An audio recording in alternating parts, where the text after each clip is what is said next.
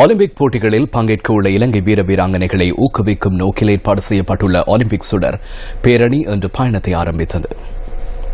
Olympic போட்டிகளில் பங்கேற்கும் வீர வீராங்கனைகளுக்கு நாட்டின் அனைத்து மாவட்ட மக்களினதும் வாழ்த்துக்களை பெறும் நோக்கில் இந்த பேரணி ஏற்பாடு செய்யப்பட்டுள்ளது. வரையறுக்கப்பட்ட கேபிட்டல் மகாராஜா நிறுவனம் மற்றும் நியூஸ் ஃபர்ஸ்ட் ஏற்பாடு செய்துள்ள இந்த பேரணிக்கு விளையாட்டுத்துறை அமைச்சு மற்றும் தேசிய இளைஞர் சபைகள் மன்றம் ஆகியன ஒத்துழைப்பு வழங்குகின்றன. சுதந்திர சதுக்கத்தில் இன்று ஆரம்பமான ஒலிம்பிக் சுடர் பேரணியில் சர்வதேச மட்டத்தில் பதக்கம் வென்ற வீர வீராங்கனைகள் கலந்து கொண்டிருந்தனர்.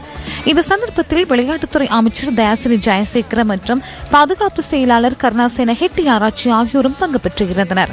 அத்துடன் இலங்கைக்கான பிரேசில் தூதரகத்தின் முதன்மை செயலாளர், கேபிட்டல் மகாராஜா நிறுவனத்தின் சிரேஷ்ட அதிகாரிகள் உள்ளிட்ட சிலரும் இந்த நிகழ்வில் கலந்து கொண்டிருந்தனர். இலங்கைக்காக இந்த மாதம் முழுவதும் இந்த சுடரேந்திய பேரணி பயணிக்க உள்ளது.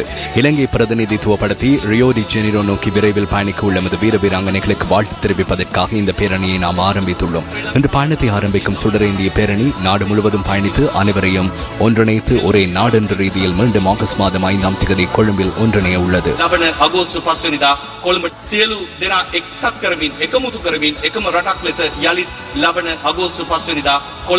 ஸ்ரீலங்காவே ක්‍රීඩාව සඳහා ත්‍රිවිධ හමුදාව இலங்கையின் விளையாட்டுத்துறைக்காக முப்படையினரின் ஒத்துழைப்பு குறித்தே இந்த சந்தர்ப்பத்தில் நான் பேச வேண்டியுள்ளது.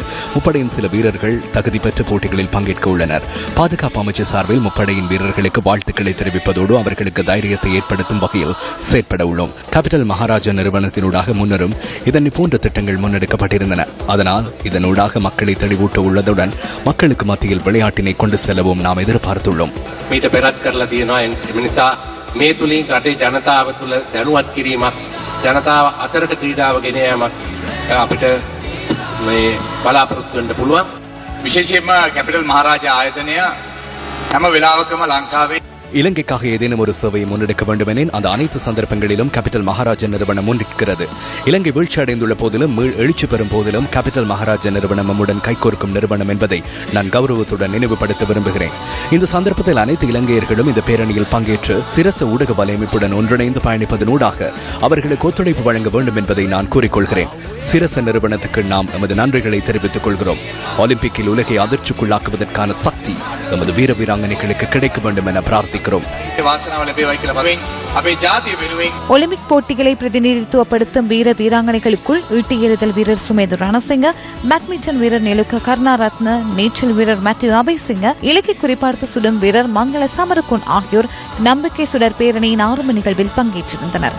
மரதனோட்ட வீரர் அனுராத இந்திரஜித் குரே, நீச்சல் வீராங்கனை கிமிகோ ரஹீம், ஜூடோ வீரர் சாமர தர்மவர்தன மற்றும் பளுதூக்கும் வீரர் சுதேஷ் பீரிஸ் மற்றும் மரதனோட்ட வீராங்கனை நிலுகா ராஜசேகர் ஆகியோரும் ஒலிம்பிக் போட்டிகளுக்கு தகுதி பெற்றுள்ளனர். 2000ஆம் ஆண்டு சிட்னியில் நடைபெற்ற ஒலிம்பிக் போட்டியில் வெள்ளிப்பதக்கம் வென்ற சுசந்திகா ஜெயசிங்க மற்றும் ஒலிம்பிக் போட்டிகளில் பங்கேற்ற ஸ்ரீயானி குலவங்ச ஆகியோர் ஒலிம்பிக் சுடர் பேரணியை ஆரம்பித்து வைத்தனர்.